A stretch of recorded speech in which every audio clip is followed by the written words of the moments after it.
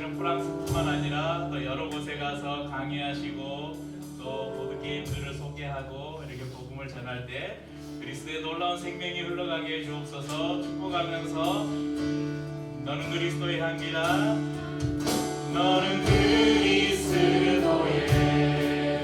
향기라, 너는 그리스도의 편지라, 그리스도의 편지. 하나님 앞에서 그리스도의 향기, 너를 통해 생명이 흘러가리, 생명이 흘러가리, 너를 통해 생명이 흘러가리, 너를 통해 생명이 흘러가리.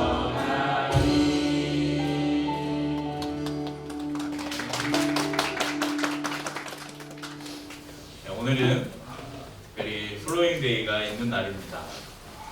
좀 있어 보이려고 플로잉데이라고 했는데 그냥 쉽게 하면 벼룩시장, 플리마켓, 바자회, 아나바다 뭐 이런 겁니다. 뭐 저희가 어느 기업체에서 보통 막 큰 교회들은 바자회 하면 어느 기업체에서 막 옷을 이렇게 후원해주기도 하고, 아니면 성도들 중에 이렇게 사업 가게나 어떤 사업체를 경영하는 분들이 막 자기가 가지고 있는 막 물건들을 기증하고 그래서 뭐 엄청 막 풍성하게 하잖아요. 저희들은 몇몇 안 되는 성도들이 집에서 안 쓰는 물건 가지고 와서 이렇게 나누는 시간이, 그런 저도 이제 큰 교회들에서 이렇게 막 바자회를 하면 막 어마어마하게 해요. 그런 것들을 경험해 봤는데 솔직히 그런 시간보다 제가 이렇게 해가지고 아기자기 하는 게 훨씬 재밌더라고요. 저는 두 가지를 다 경험해본 입장에서. 그래서 이게 뭐 별거냐, 시시하다, 초라하다 이런 생각을 전혀 갖지 않으셔도 될 것 같습니다. 그래서 우리가 오늘 플로잉데이를 통해서 나누는 이 시간이 결코 시시한 것이 아니라는 사실을 오늘 말씀을 통해서 좀 나누고 싶었습니다. 오늘 저희가 살펴본 이 마태복음 14장, 방금 읽은 말씀은 오병이어의 기적이라고 귀에 닳도록 교회를 조금 다녀보신 분들은 많이 들은 말씀일 것입니다. 마태복음 14장은 1절부터 보면 세례 요한의 죽음에 대한 이야기로 시작을 합니다. 예수님의 소문이 점점 더 퍼져나가고 그 소식이 분봉왕 헤롯의 귀에까지 들어갔습니다. 헤롯은 이 예수가 자기가 죽였던 세례 요한이 다시 탄생한 것이 아닌가 이런 생각을 합니다. 그래서 세례 요한의 죽음이 회상처럼 그 말씀에 기록이 되어 있습니다. 예수님의 길을 예비하면서 구약과 신약을 잇는 마지막 선지자 역할을 했던 세례 요한의 죽음은 너무나 허망했죠. 한 여자의 시기로 인해 그리고 계략으로 인해 예상치도 못한 죽음을 맞이하게 됩니다.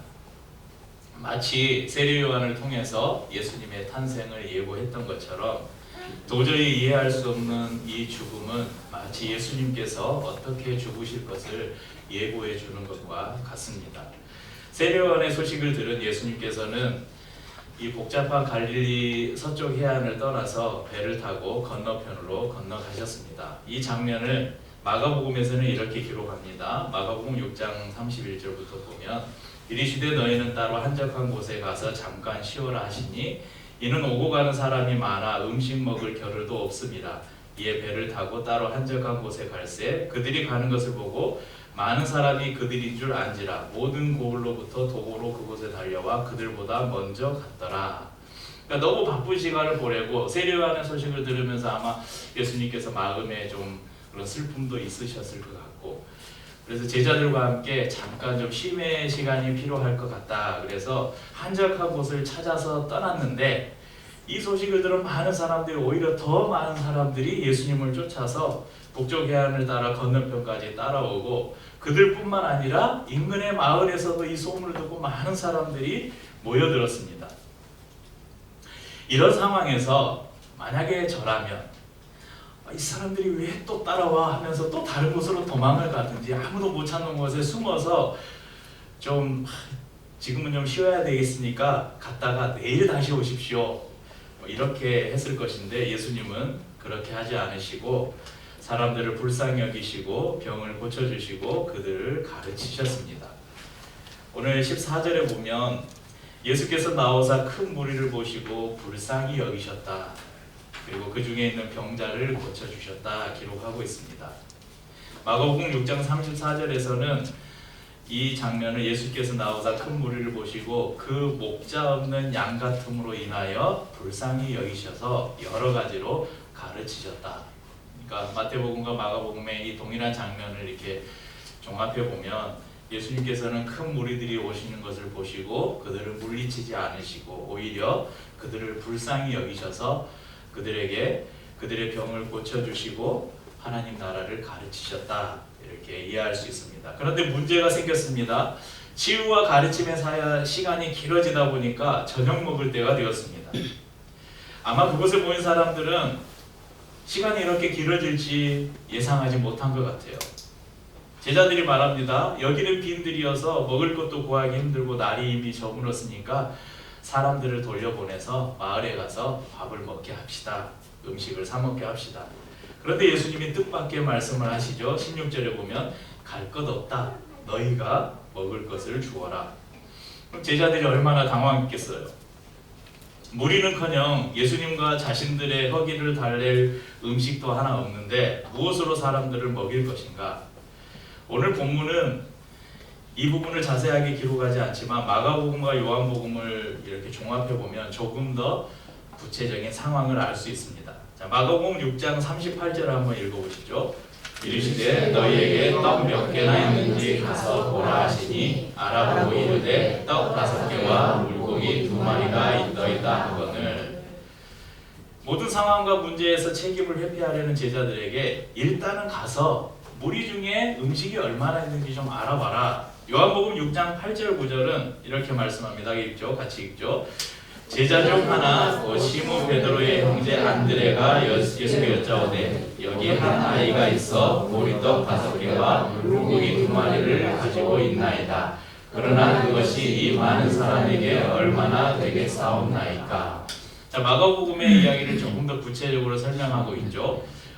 물고기 2마리, 떡 5개가 있는데 이것을 가져온 사람이 누구냐? 한 아이. 그리고 그 아이를 인도한 제자가 누구냐? 안드레. 이렇게 구체적으로 기록을 하고 있습니다.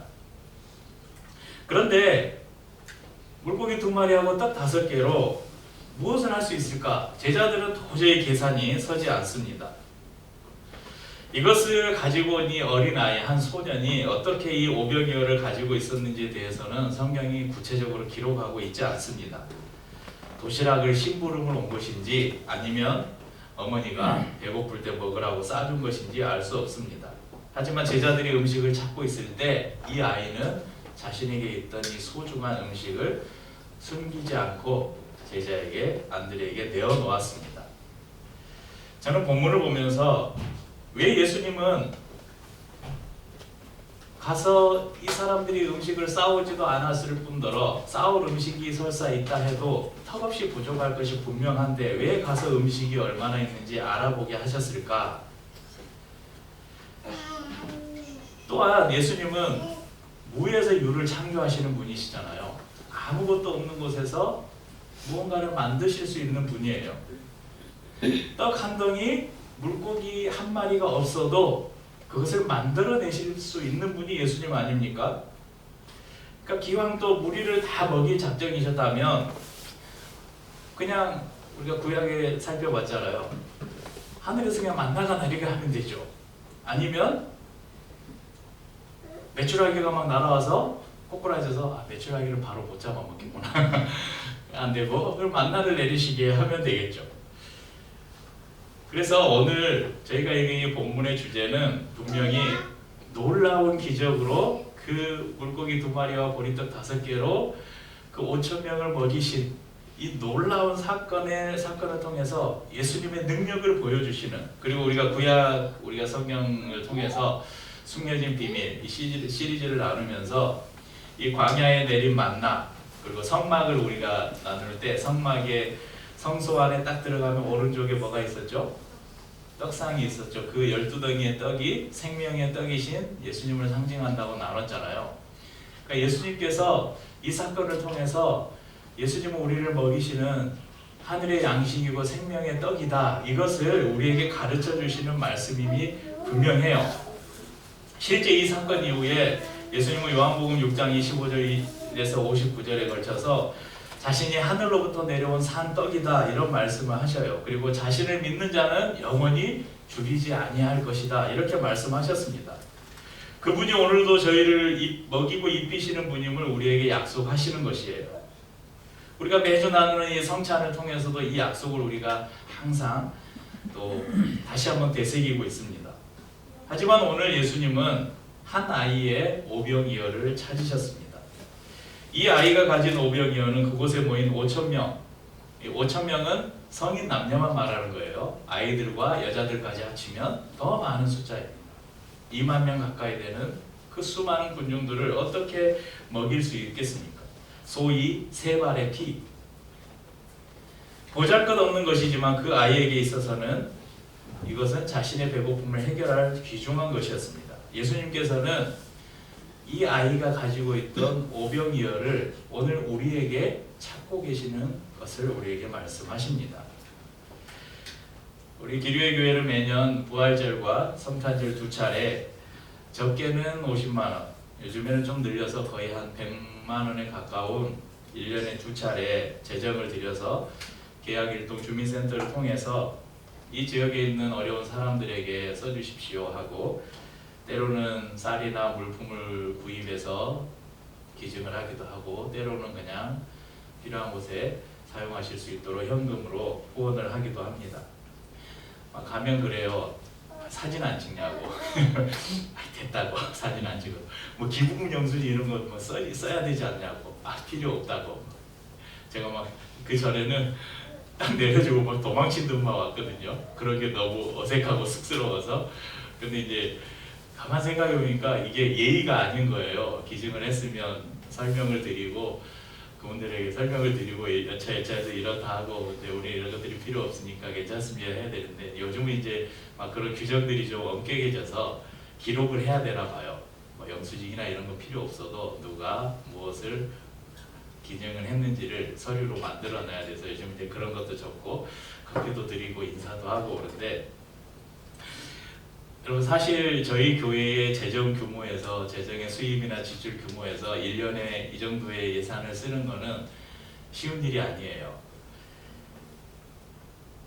그리고 때로는 우리가 이거 이런 구제사역 한다고 이 동네가 뭐 크게 달라질까? 그런 마음이 들 때도 있습니다. 그럼에도 이 사역을 우리가 중단 없이 하고 있는 이유는 바로 이 한 아이가 드린 이 오병이어를 통해서 일어난 기적을 우리가 믿기 때문에 그렇습니다. 이것을 우리 성도님들 각자에게 적용해 보십시오. 내가 받는 용돈, 내가 받는 월급의 일정 부분을 다른 사람을 위해서 사용한다? 그렇게 한다고 뭐 이 사회가 바뀔까? 이 세상이 뭐 바뀔까? 그렇게 한다고 저 사람의 가난이, 저 사람의 고통이 멈춰질까? 그렇게 한다고 이 땅의 가난과 굶주림이 사라질까? 그렇게 생각하고 아무것도 하지 않으면 아무 일도 일어나지 않습니다. 하지만 하나님께서는 우리에게 요구하시는 것입니다. 너의 작지만 소중한 것을 내어놓아라. 그러면 내가 그것에 큰 기적을 일으키겠다. 우리가 잘 아는 이 버터플라이 이펙트라는 말이 있죠. 우리말로 하면 나비 효과. 저기 어디 태평양에 작은 나비의 날개짓이 큰 태풍을 만들듯이 어디에서 일어나는 작은 그 작용 하나가 큰 일을 일으킬 수도 있다. 그런 말을 비유할 때 우리가 이런 말을 사용합니다. 이 어린아이가 드린 오병이어는 마치 그런 나비 효과와 같이 놀라운 일을 일으켰습니다. 그 위에 하나님의 역사가 덧입혀질 때. 이와 유사한 말씀이 오병이어 사건뿐만 아니라 다른 곳에도 기록되어 있는데 함께 읽어보죠. 요한복음 12장 24절입니다. 내가 진실로 진실로 너희에게 이르노니 한 알의 밀이 땅에 떨어져 죽지 아니하면 한 알 그대로 있고 죽으면 많은 열매를 맺느니라.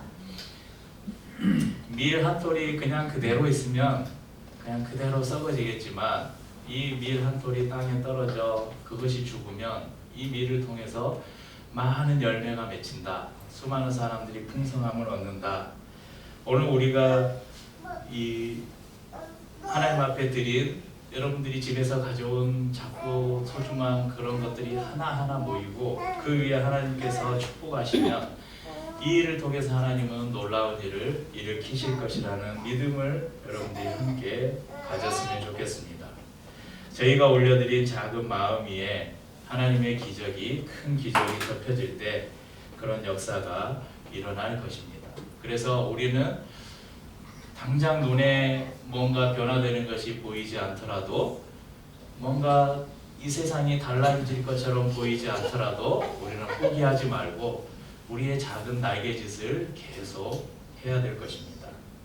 또한 오늘 우리가 하는 이 플로잉데이를 통해서 이 지역을 구제하는 것뿐만 아니라 우리의 일상에서 우리의 작은 행동 하나, 작은 희생과 드림과 그 헌신 그 하나하나 위에 우리 주님께서 축사하시면 하나님의 놀라운 기적이 일어날 것을 여러분 믿으시기를 바랍니다. 여러분의 작은 드림을 통해서 하나님의 큰 기적을 경험하시기를 주님의 이름으로 축복합니다. 벌써 43분이네. 큰일 났다. 오늘은 빨리 예배를 마치고 저희가 그 출애굽기 보드 게임을 같이 해야 되기 때문에 우리는 찬양하고 성찬을 나누도록 하겠습니다.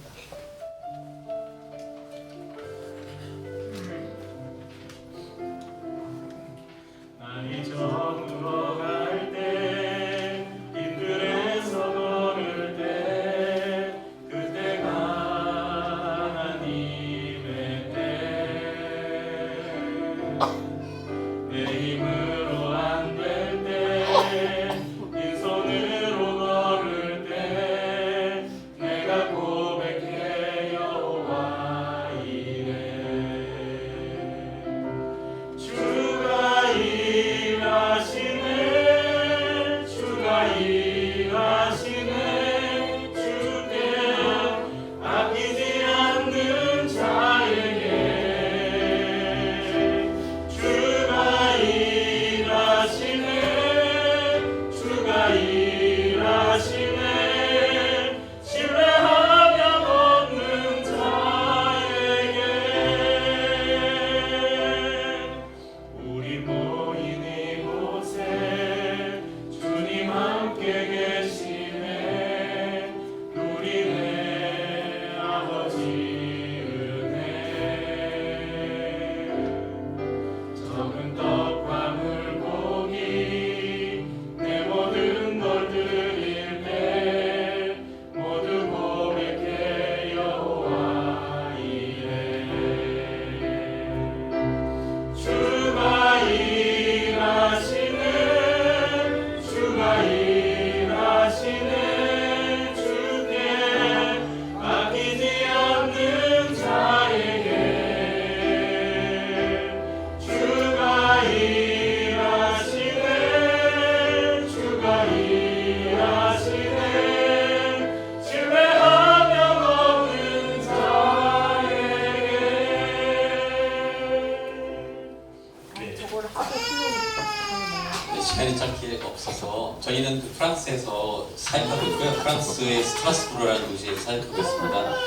저희는 프랑스 부모가 자녀와 함께 성경을 가르칠 수 있는 성경 게임 이런 걸 만들어서 배부하고 있고요. 제가 이번에 두 번째 만들었는데 이번에 한국어 편이 만들어졌고 이제 이걸 갖고 나중에 프랑스어나 영어로 번역을 해서 사용을 했는데 한국 교회들에게도 필요하기 때문에 저희가 이제 이번에 들어와서 몇 교회 가서 이렇게 사역을 했는데요. 제 아내가 이제 여름에 이제 은혜 받고 출애굽 성경 게임을 만들어서 이렇게 만들었는데 제 아내가 먼저 게임 만들게 된 어떤 그 은혜, 그다음에 간증 이런 거 간단하게 하고 게임 설명을 드리고 같이 한번 게임하는 방법으로 이렇게 진행하도록 하겠습니다. 네, 자.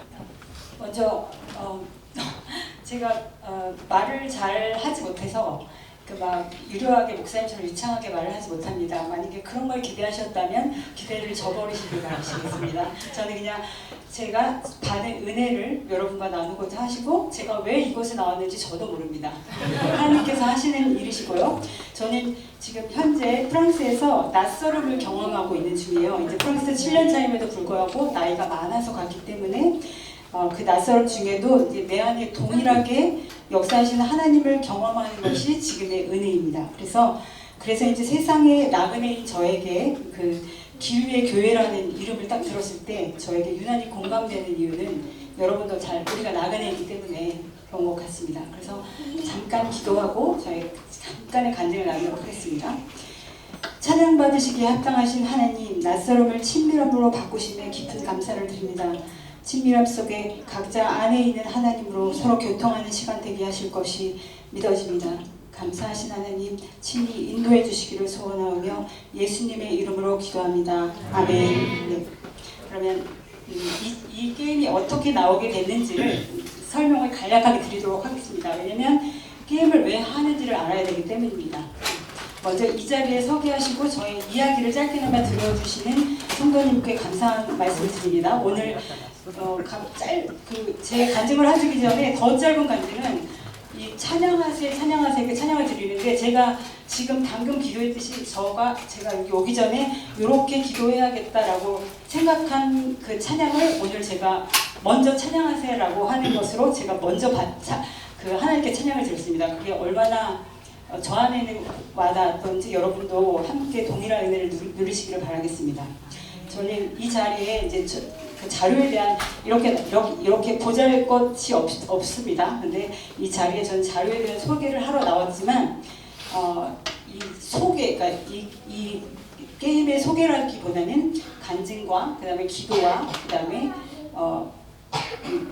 또 이 자료에 대한 소개와 그런 경계는 없습니다. 무경계입니다. 그래서 그저 여전히 이 자리에 나와 있는 것은 크신 하나님을 소개하는 자리이면서 그것을 드러내는 자리라고 저는 생각하고 있습니다. 그리고 하나님이 그렇게 주셨고요. 그래서 성령께서 제 안에 조명하신 빛으로 이 자료가 만들어졌습니다.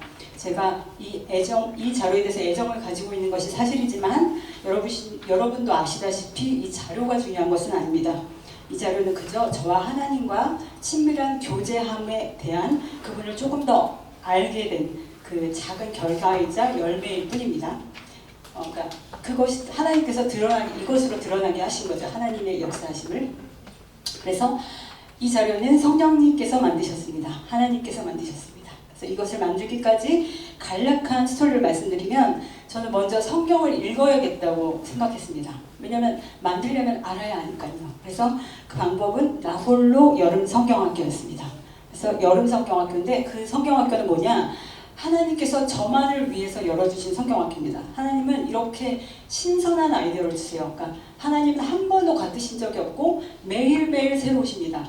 그것들이 하나님과 경험하실 때 여러분들도 분명히 느끼실 수 있다고 저는 확신하고 있습니다. 그래서 어떤 교회나 프랑스에서는 그것들이 한국어로 하는 것은 전문 흥정할 뿐이 아니라 우리가 문화가 다르기 때문에 그것들이 존재하지는 않습니다. 여름 성경학교라던가. 그런데 어떤 성경학교나 세미나에 참석하는 게 아니라 하나님께서 저만을 열어주신, 개인에게 열어주신 성경학교에 참석하는 것이었습니다. 그것의 먼저의 준비로는 뭐냐면 저는 불어를 공부하고 있기 때문에 한불 성경을, 한국어 불어 성경을 크게 확대해서 이제 스캔을 먼저 한 다음에 그것을 재조정해서 나만의 성경책을 만드는 것이었습니다. 그래서 지금 이것은 모세오경이라는 그 주제를 가지고 우리가 성경을 공부할 텐데 그 모세오경을 가지고 할 때 각각 성경을 따로따로 그 편집을 하고 나만의 그 공간을 만들어서 성경책을 먼저 읽어야겠다 이렇게 생각했습니다. 이건 제가 생각한 것이 아니고 성령께서 제안해 주신 생각입니다. 사실 포맷은 너무나 간단해요. 그냥 한불 성경이 있고 그 옆에 있는 공간이 있으면 되는 겁니다. 그런데 여러분도 제가 다이어리를 만들면서 판매하기도 했지만 다이어리를 보시면 그 2023년, 24년, 25년 이렇게 다이어리를 3년별로 만들어서 하는 다이어리가 있습니다. 근데 그러면 그 23년에 썼던 나의 마음과 24년에 썼던 나의 마음과 25년에 썼던 나의 마음이 다르거든요. 그래서 그런 것들을 저는 만들기 때문에 그런 것을 착안해서 그러면 내가 어제 말씀을 읽었던 그 말씀과 지금 말씀했던 거와 내일 말씀은 다를 것이다 라고 생각을 하고 그것들을 기억했습니다. 그래서 그것을 한 번, 두 번 읽을 때 처음에 감동된 것과 두 번째 감동된 것과 세 번째 감동된 것이 완전히 달랐습니다. 그래서 그것이 저의 고백입니다. 그래서 하나님은 늘마다 새로우십니다. 하나님과 같이 있을 때. 그래서 제목은 나의 성경책입니다. 그래서 불어로는 마 비블리라고 하는데 나의 하나님이고 나의 예수님이고 나의 것입니다. 그래서 이전에 몰랐었던 하나님을 읽을 때마다 갱신시키며 나의 성경책을 갖고 왔습니다. 그래서 그것은 매우 중요한 일인데 자신의 영적 성장 과정도 한눈에 볼 수 있게 되기 때문입니다. 하나 더 중요한 이유로 성경책이나 저들의 성경책이 저들의 성경책이 아니고 너희의 성경책이 아니라 나의 성경책이 되어야 되는 것이라고 저는 생각했습니다. 그래서 나의 주님이고 그다음에 이것은 여기 있는 그 누구에게도 예외가 아닙니다. 여러분들 각자에게 그리고 모두에게 다 해당되는 것입니다.